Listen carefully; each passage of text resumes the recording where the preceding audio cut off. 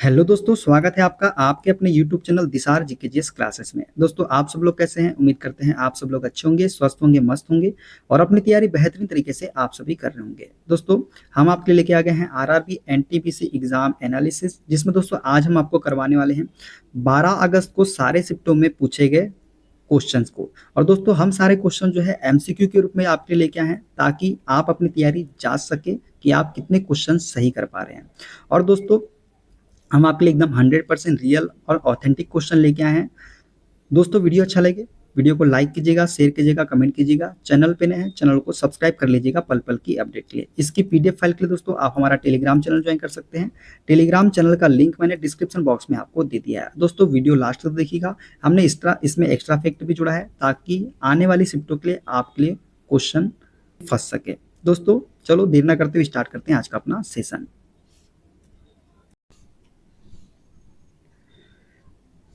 पानीपत के प्रथम युद्ध में इब्राहिम लोदी को किसने हराया था? दोस्तों, पानीपत के प्रथम युद्ध में इब्राहिम लोदी ने जो है ये बाबर को हराया था। किसको हराया था? बाबर को। एक्स्ट्रा फैक्ट की बात करें तो यह युद्ध 1526 में हुआ था और इसी से भारत में मुगल साम्राज्य की नींव पड़ी थी। देखते हैं अगला क्वेश्चन। 5 नवंबर को कौन सा सिख पर्व मनाया जाता है? दोस्तों, 5 नवंबर को जो है गुरु नानक जयंती मनाई जाती है। गुरु नानक देव जी का जन्म जो है ये 1469 में तलवंडी ननकाना साहिब पाकिस्तान में हुआ था। देखते हैं अगला क्वेश्चन। भारतीय संविधान के अनुच्छेद 6 के अंतर्गत किस देश के नागरिक को भारत की नागरिकता प्रदान की गई है? दोस्तों, भारतीय संविधान के अनुच्छेद 6 के अंतर्गत जो है पाकिस्तान के नागरिक को भारत की नागरिकता प्रदान की गई है। अनुच्छेद 6 उन लोगों के लिए है जो 1947 में विभाजन के बाद पाकिस्तान से भारत आए थे। देखते हैं अगला क्वेश्चन। कौन सा देश भारत की स्थलीय सीमा से नहीं जुड़ा है? तो दोस्तों, श्रीलंका जो है ये स्थलीय सीमा से नहीं जुड़ा है। बात करें चीन की, म्यांमार की और नेपाल की, ये सभी जो है स्थलीय सीमा से जुड़े हुए हैं। श्रीलंका भारत से केवल समुद्री सीमा द्वारा जुड़ा है। देखते हैं अगला क्वेश्चन। भारतीय संविधान का अनुच्छेद 323 बी किससे संबंधित है? दोस्तों, भारतीय संविधान का अनुच्छेद 323 बी जो है ये न्यायाधिकरण ट्रिब्यूनल्स के द्वारा संबंधित है। किससे संबंधित है? न्यायाधिकरण से संबंधित है। यह अनुच्छेद दोस्तों राज्यों को कुछ मामलों के लिए न्यायाधिकरण बनाने की शक्ति देता है। कौन सा? अनुच्छेद 323 बी। देखते हैं अगला क्वेश्चन। हॉर्नबिल त्योहार किस राज्य में मनाया जाता है? दोस्तों, जो हॉर्नबिल त्योहार है ये नागालैंड राज्य में मनाया जाता है। दोस्तों, ये त्योहार दिसंबर में कोहिमा के किसामा गांव में आयोजित होता है। कहाँ पे होता है? कोहिमा के किसामा गांव में। देखते हैं अगला क्वेश्चन। 1856 का अधिनियम किससे संबंधित है? दोस्तों, जो 1856 का अधिनियम है ये विधवा पुनर्विवाह से संबंधित है। इसे दोस्तों ईश्वर चंद्र विद्यासागर के प्रयासों से पारित किया गया था। किसके प्रयासों से? ईश्वर चंद्र विद्यासागर के प्रयासों से। देखते हैं अगला क्वेश्चन। भारत के बाहर बसे व्यक्ति को नागरिकता प्रदान करने का प्रावधान किस अनुच्छेद में है? दोस्तों, भारत के बाहर बसे व्यक्ति को नागरिकता प्रदान करने का प्रावधान जो है ये अनुच्छेद 8 में वर्णित है। किसमें? अनुच्छेद 8 में। अनुच्छेद 8 भारतीय मूल के विदेश में रहने वाले व्यक्तियों को नागरिकता प्रदान करता है। देखते हैं अगला क्वेश्चन। 1991 में भारतीय रिजर्व बैंक ने कौन से मौद्रिक उपकरण लागू किए थे? दोस्तों, 1991 में भारतीय रिजर्व बैंक ने जो है मौद्रिक उपकरण को लागू किया था। किसको? मौद्रिक उपकरण को। दोस्तों, 1991 में उदारीकरण के साथ मौद्रिक नियंत्रण और ब्याज दर सुधार शुरू हुए थे। देखते हैं अगला क्वेश्चन।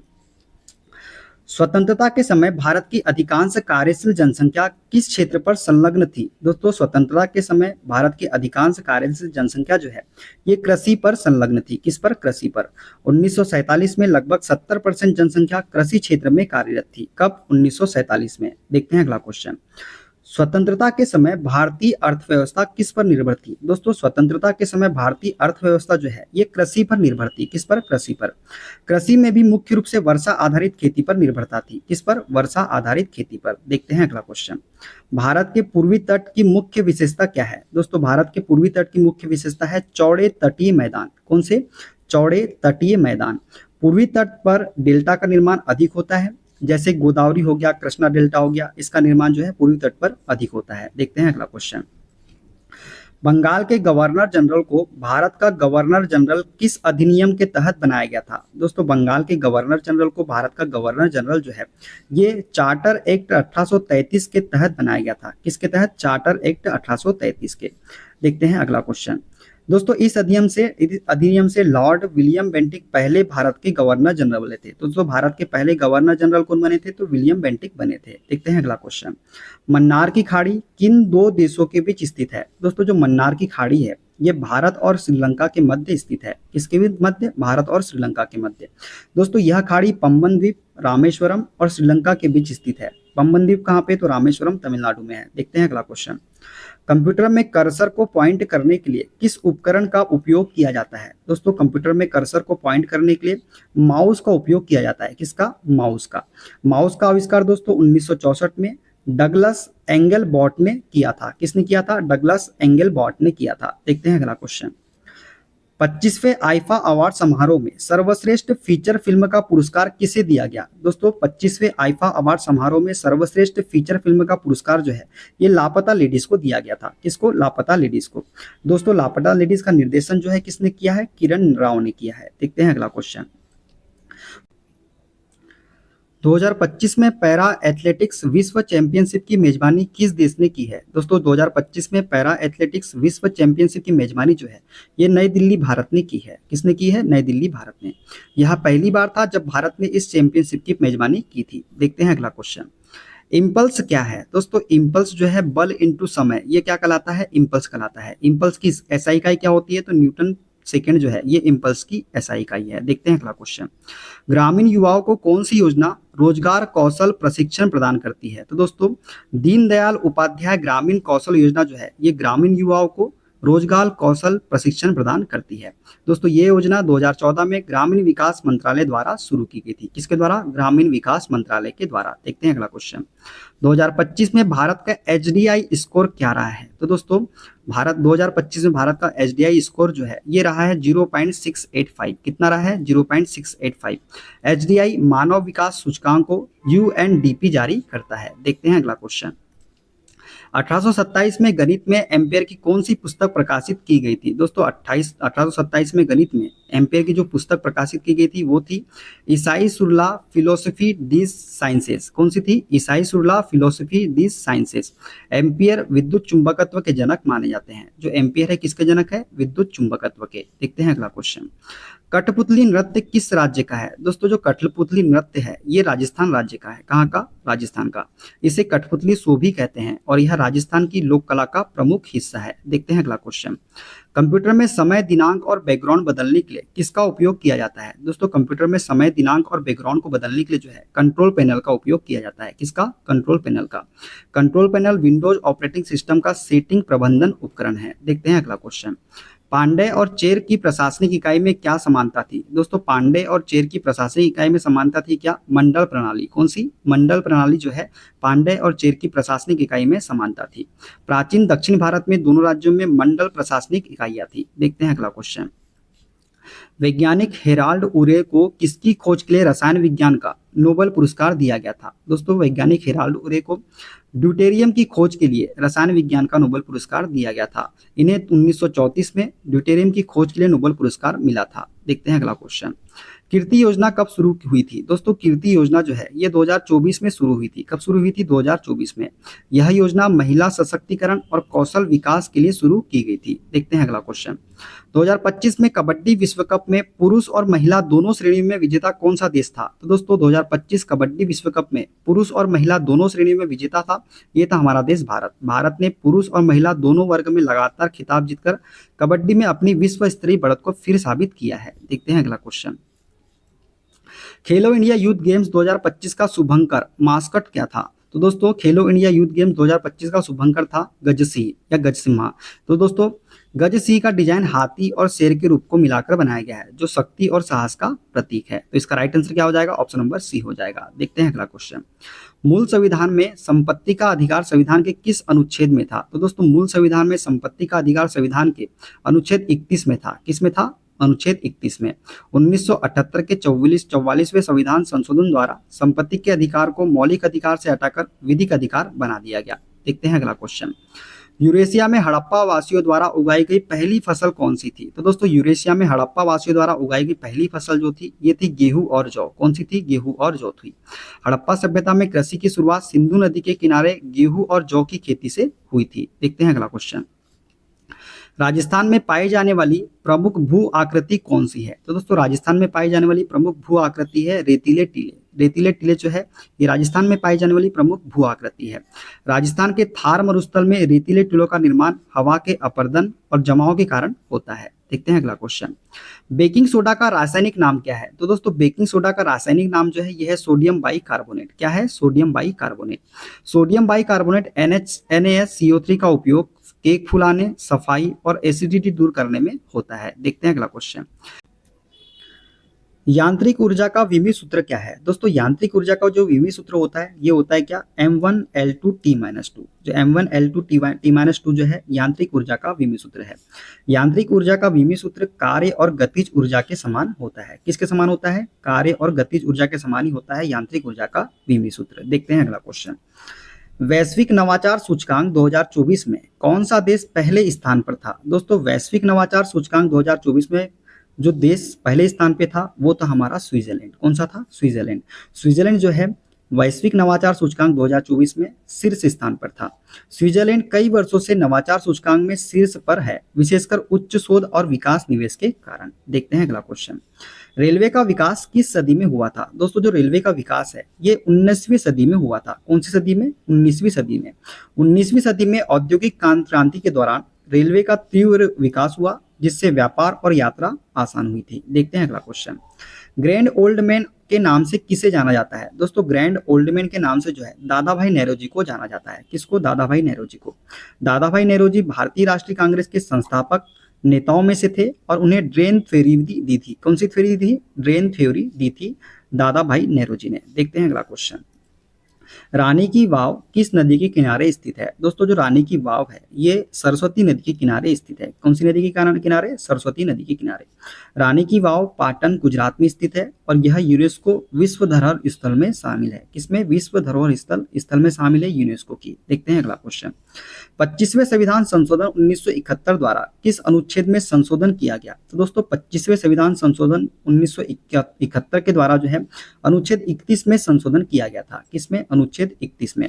इस संशोधन ने संपत्ति के अधिकार पर राज्य के अधिग्रहण शक्तियों को बढ़ाया और मुआवजे के प्रावधान में बदलाव किया था। देखते हैं अगला क्वेश्चन। नागोर्नो कराबाख विवाद किन देशों के बीच है? दोस्तों नागोर्नो कराबाख विवाद जो है ये अजरबैजान और आर्मेनिया देशों के बीच में है। किसके बीच में? अजरबैजान और आर्मेनिया देशों के बीच में। यह विवाद सोवियत संघ के विघटन के बाद तेज हुआ, जिसमें मुख्य विवाद क्षेत्र पर जातीय और राजनीतिक नियंत्रण को लेकर है।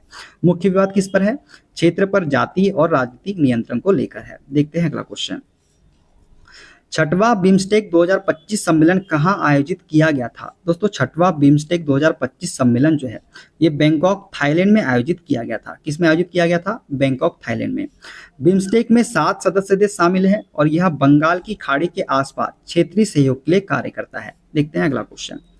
मोहनजोदड़ो से प्राप्त डांसिंग गर्ल की मूर्ति किस धातु से बनी थी? दोस्तों मोहनजोदड़ो से प्राप्त डांसिंग गर्ल की मूर्ति जो है ये कांसा धातु की बनी थी। किसकी बनी थी? कांसा धातु की।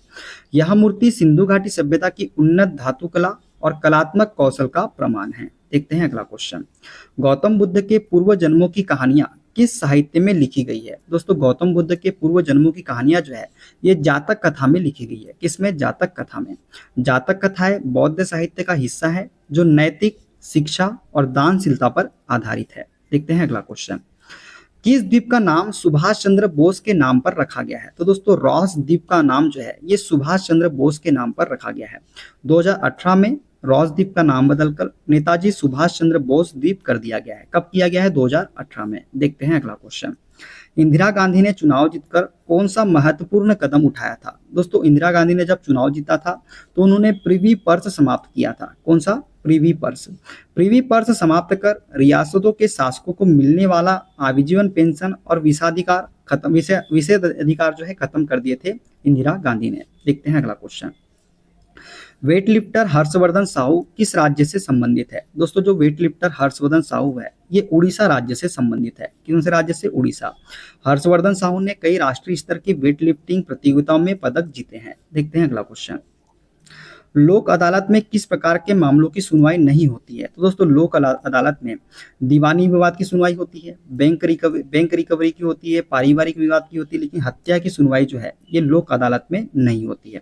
लोक अदालत केवल ऐसे मामलों की सुनवाई करती है जो आपसी समझौते से सुलझाए जा सकते हैं। देखते हैं अगला क्वेश्चन।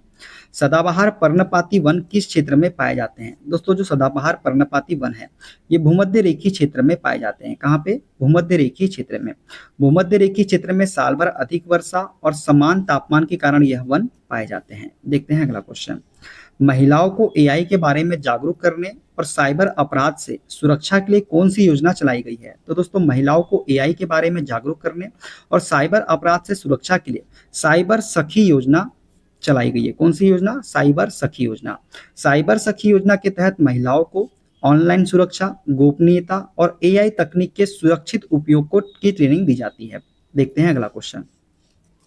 कंप्यूटर में बिजली की सप्लाई बंद होने पर किसका डेटा समाप्त हो जाता है? तो दोस्तों कंप्यूटर में बिजली की सप्लाई बंद होने पर रैम जो होती है, रैंडम एक्सेस मेमोरी, इसका डेटा जो है समाप्त हो जाता है। रैम कैसी मेमोरी है? तो एक अस्थायी मेमोरी है जो केवल बिजली की आपूर्ति के दौरान डेटा सुरक्षित रखती है। देखते हैं अगला क्वेश्चन। भारत का कौन सा राज्य सर्वाधिक वन क्षेत्र वाला है? तो मध्य प्रदेश जो है ये सर्वाधिक वन क्षेत्र वाला राज्य है।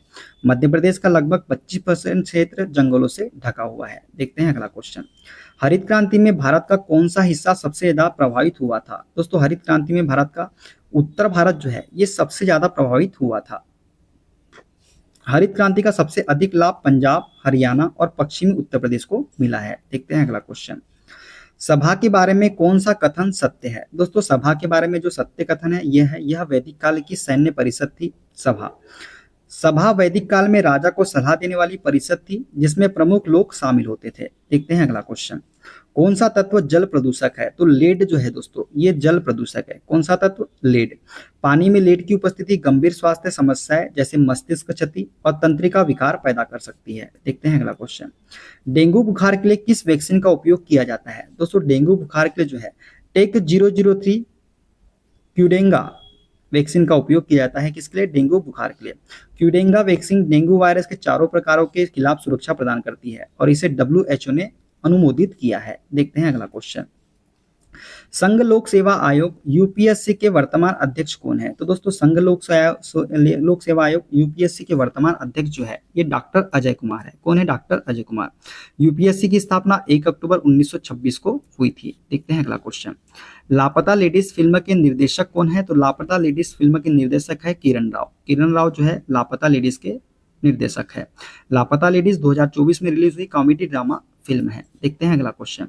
भारतीय संविधान की 11वीं अनुसूची किससे संबंधित है? दोस्तों भारतीय संविधान की 11वीं अनुसूची जो है ये किससे संबंधित है? तो पंचायतों के अधिकार से संबंधित है। किससे? पंचायतों के अधिकार से।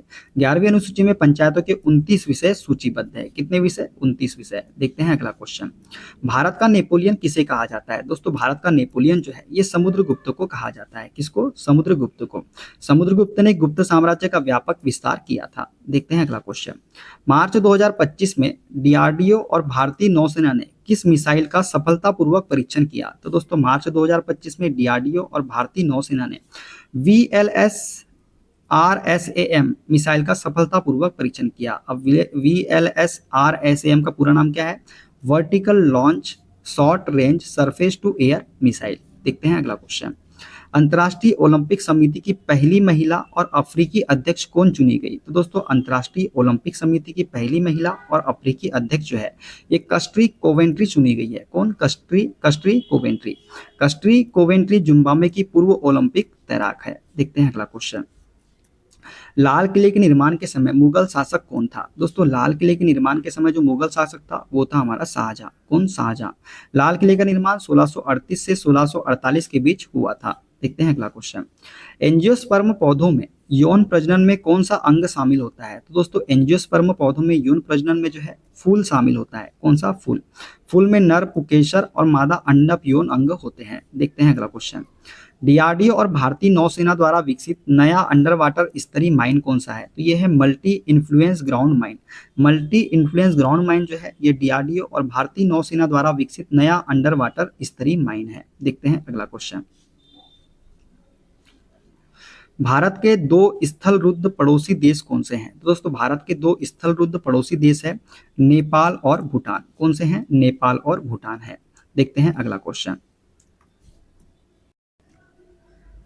मॉन्ट्रियल प्रोटोकॉल किस गैस के नियंत्रण के लिए बनाया गया था? दोस्तों जो मॉन्ट्रियल प्रोटोकॉल है ये क्लोरोफ्लोरोकार्बन CFC की नियंत्रण के लिए बनाया गया था।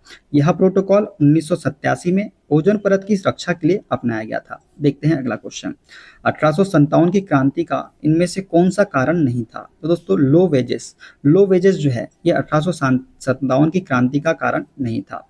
1857 की क्रांति को भारत का प्रथम स्वतंत्रता संग्राम भी कहा जाता है। देखते हैं अगला क्वेश्चन। 1929 में सेंट्रल असेंबली में बटुकेश्वर दत्त के साथ किसने बम फेंका था? तो दोस्तों 1929 में सेंट्रल असेंबली में बटुकेश्वर दत्त के साथ भगत सिंह ने बम फेंका था। किसने? भगत सिंह ने। यह बम विस्फोट ब्रिटिश सरकार का ध्यान आकर्षित करने के लिए किया गया था। देखते हैं अगला क्वेश्चन। फाइलों को व्यवस्थित और प्रबंध करने के लिए किस एप्लीकेशन का उपयोग किया जाता है? तो दोस्तों फाइलों को व्यवस्थित और प्रबंध करने के लिए जो है फाइल एक्सप्लोरर का उपयोग किया जाता है। किसका? फाइल एक्सप्लोरर का। File explorer Windows operating system का हिस्सा है। देखते हैं अगला क्वेश्चन। 1991 में हुए निजीकरण का क्या अर्थ है? तो दोस्तों 1991 में हुए निजीकरण का अर्थ है सरकारी कंपनियों को निजी क्षेत्र को हस्तांतरित करना। देखते हैं एक्स्ट्रा फैक्ट के बारे में। तो 1991 में भारत में आर्थिक उदारीकरण, निजीकरण और वैश्वीकरण की नीति शुरू हुई थी। कब? 1991 में। देखते हैं अगला क्वेश्चन। SC/ST आरक्षण को 2030 तक किस संविधान संशोधन अधिनियम के तहत बढ़ाया गया? तो दोस्तों SC/ST आरक्षण को 2030 तक 104वां संविधान संशोधन अधिनियम के तहत बढ़ाया गया है। यह संशोधन 2019 में पारित हुआ था। देखते हैं अगला क्वेश्चन। मेक इन इंडिया परियोजना का मुख्य उद्देश्य क्या है? तो दोस्तों मेक इन इंडिया परियोजना का मुख्य उद्देश्य है घरेलू विनिर्माण को प्रोत्साहन। किसको? घरेलू विनिर्माण को प्रोत्साहन। यह अभियान 2014 में शुरू किया गया था। देखते हैं अगला क्वेश्चन। नारी शक्ति योजना का उद्देश्य क्या है? तो महिला सशक्तिकरण जो है ये नारी शक्ति योजना का उद्देश्य है। इस योजना के तहत महिलाओं को आत्मनिर्भर बनाने के लिए विभिन्न कार्यक्रम चलाए जाते हैं। देखते हैं अगला क्वेश्चन। ग्रामीण युवा रोजगार योजना किससे संबंधित है? दोस्तों ग्रामीण युवा रोजगार योजना जो है ग्रामीण युवाओं को रोजगार के अवसर प्रदान करने से संबंधित है। यह योजना ग्रामीण क्षेत्रों में बेरोजगारी कम करने पर केंद्रित है। देखते हैं अगला क्वेश्चन।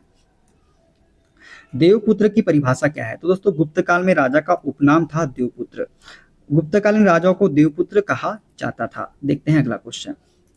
किसी फाइल को कंप्यूटर में डिलीट करने पर वह कहाँ स्टोर होती है? तो रिसाइकल बिन में स्टोर होती है। किसी फाइल को कंप्यूटर में डिलीट करने पर रिसाइकल बिन से फाइल को स्थायी रूप से हटाया जा सकता है। देखते हैं अगला क्वेश्चन। गोदान पुस्तक के लेखक कौन है? तो मुंशी प्रेमचंद जो है ये गोदान पुस्तक के लेखक है। गोदान 1936 में प्रकाशित एक सामाजिक उपन्यास है। देखते हैं अगला क्वेश्चन। वहाबी आंदोलन की शुरुआत कहाँ से हुई थी? दोस्तों वहाबी आंदोलन की शुरुआत जो है ये रायबरेली से हुई थी। इस आंदोलन के नेता कौन थे? तो सैयद अहमद बरेलवी जो है। कौन? सैयद अहमद बरेलवी जो है इस आंदोलन के नेता थे। देखते हैं अगला क्वेश्चन। डाल्टन का परमाणु मॉडल क्या बताता है? दोस्तों डाल्टन का परमाणु मॉडल जो है परमाणु अविभाज्य है यह बताता है। डाल्टन ने 1803 में अपना परमाणु सिद्धांत प्रस्तुत किया था। देखते हैं अगला क्वेश्चन। 2025 तक कितने राज्यों में विधान परिषद है? दोस्तों 2025 तक 6 राज्यों में जो है विधान परिषद है। विधान परिषद को राज्यसभा के समान उच्च सदन माना जाता है। देखते हैं अगला क्वेश्चन। जेंडर गैप इंडेक्स 2025 में शीर्ष स्थान पर कौन सा देश रहा है? तो दोस्तों जेंडर गैप इंडेक्स 2025 में आइसलैंड जो है ये शीर्ष स्थान पर रहा है। आइसलैंड कई वर्षों से इस सूचकांक में पहले स्थान पर है। देखते हैं अगला क्वेश्चन। भारत का विस्तार किन देशांतरों के बीच है? दोस्तों भारत का विस्तार जो है 68 डिग्री 7 मिनट पूर्व से 97 डिग्री 25 मिनट पूर्व तक जो है भारत का विस्तार है। उत्तर अतिरिक्त तथ्य की बात करें तो भारत का अक्षांशीय विस्तार 8 डिग्री 4 मिनट उत्तर से 37 डिग्री 6 मिनट उत्तर तक है। देखते हैं अगला क्वेश्चन। डॉक्टर लक्ष्मी नारायण सुब्रमण्यम किस वाद्य यंत्र से संबंधित है? दोस्तों डॉक्टर लक्ष्मी नारायण सुब्रमण्यम जो है ये वायलिन से संबंधित है। उन्हें 2025 में पद्म विभूषण से सम्मानित किया गया है। किससे? पद्म विभूषण से। कब? 2025 में। किसको? लक्ष्मी नारायण सुब्रमण्यम को। राज्य के मंत्री परिषद किसके प्रति उत्तरदायी होते हैं? तो दोस्तों राज्य के मंत्री परिषद जो है ये विधानसभा के प्रति उत्तरदायी होते हैं। यह उत्तरदायित्व संसदीय प्रणाली का मुख्य सिद्धांत है। तो दोस्तों ये थे सारे क्वेश्चन। वीडियो कैसा लगा कमेंट बॉक्स में जरूर बताइएगा। वीडियो अच्छा लगे वीडियो को लाइक कर दीजिएगा, शेयर कर दीजिएगा, कमेंट कर दीजिएगा और चैनल पे नए हैं चैनल को सब्सक्राइब कर लीजिएगा पल पल की अपडेट के लिए। मिलते हैं अगली वीडियो में। अपना ख्याल रखिए। Okay bye bye, take care.